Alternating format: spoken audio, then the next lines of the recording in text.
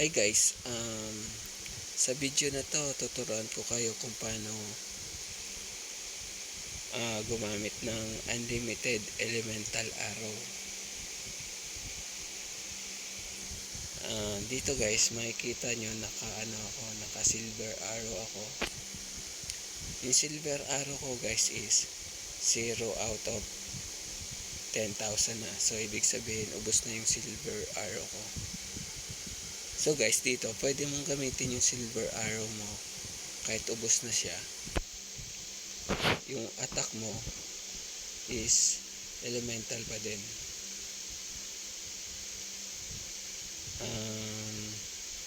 Yun, di ba? Kita nyo naman, effective pa din yung attack ko kahit zero na yung silver arrow ko. So ayan, gumagana pa din siya kahit zero na yung arrow ko guys. So ganun lang, ubusin nyo lang yung yung silver arrow nyo kahit maubos na yan. Yung attack mo elemental pa din. Try naman natin sa iba.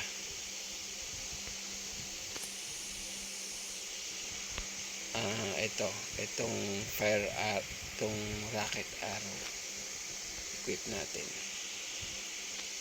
and then punta tayo sa earth monster kung saan malakas yung earth arrow yung fire arrow natin.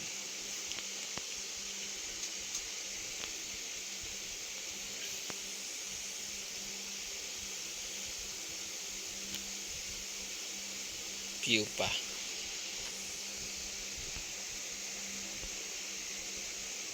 Pupa at saka willow. Yan, dyan malakas yung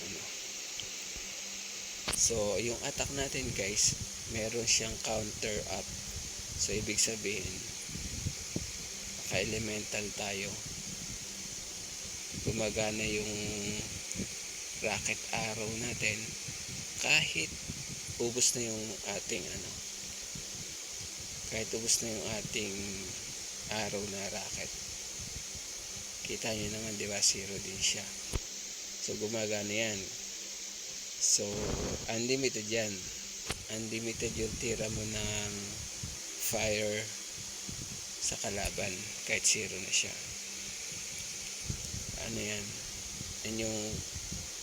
Yan yung unlimited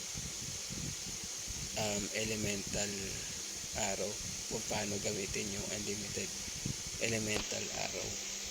So itong crystal, zero na din siya. Equip natin. Kita mo naman yung attack natin. Wala na siyang counter up. Normal na lang yan. So pupunta tayo sa fire monster kung saan malakas yung yung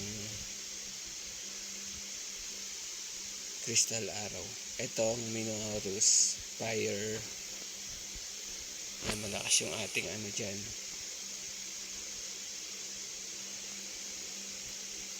Kita nyo guys, may counter up siya. So ibig sabihin gumagana yung ating crystal arrow kahit zero na siya.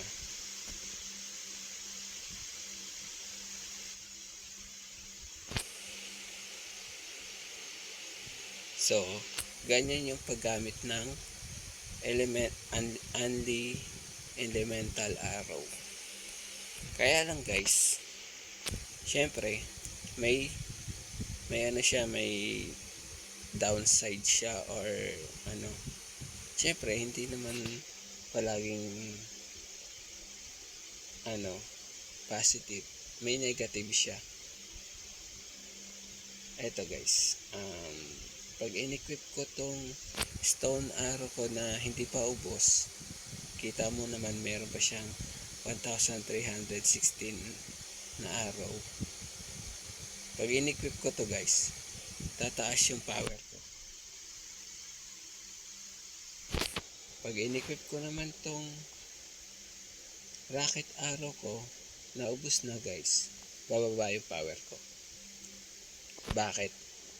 Kasi guys, etong stone arrow ko, kaya tumaas yung power ko. Kasi, hindi pa siya ubos. Hindi pa ubos yung stone arrow ko. Meron pa siyang 1,314, di ba? So, ibig sabihin, kaya tumaas yung power ko guys. Kasi, yung basic attack, basic stats niya guys, na physical attack plus 30, gumagana pa siya. Kasi, hindi pa ubos yung stone arrow ko. Meron pa akong 1,340 na arrow.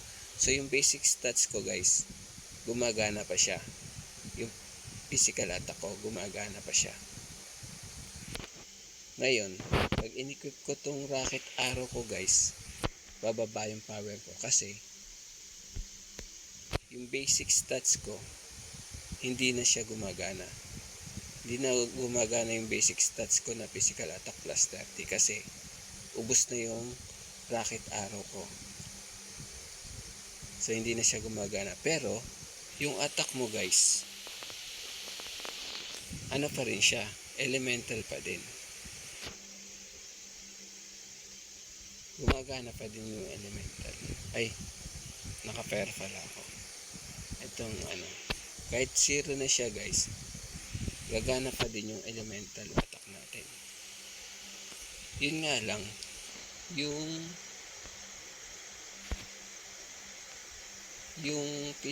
basic stats nito guys, na physical attack plus 30, hindi na siya gagana kasi ubos na yung arrow natin.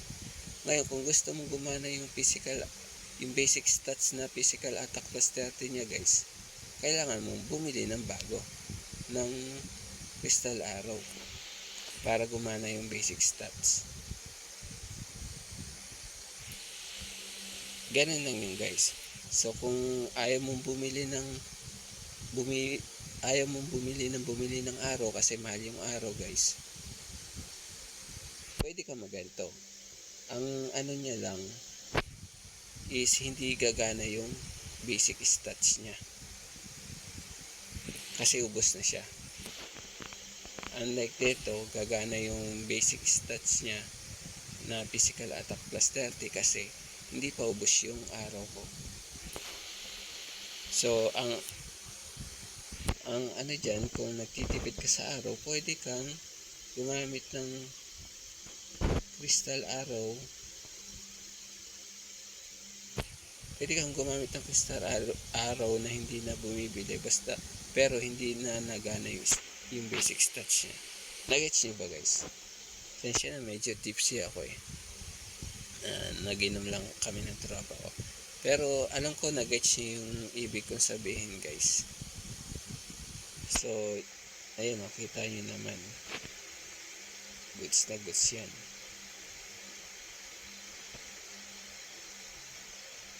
Nagets nyo yun. Alam ko nagets nyo guys. Kahit medyo magulo, alam ko nagets nyo. Simple lang naman Medyo tipsy ako, hindi ko may paliwanag ng maayos.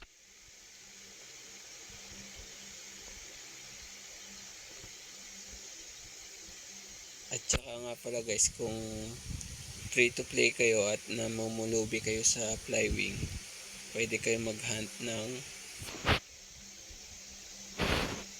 ito, creamy card para unlit tele kayo. Pero hindi nyo pwedeng ilagay sa auto yan kasi once na nag-cooldown yun guys, gagamitin nyo na yan, magte-tele na siya. Kahit may kalaban pa, magte-tele na siya. Basta't natapos yung cooldown niya, gagamitin niya na yun kasi nasa auto siya. Pero pwede nyo hindi ilagay sa auto, i-manual nyo na lang para kayo na lang yung magte-teleport pag wala nang masyadong kalaban. Teleport nyo na lang.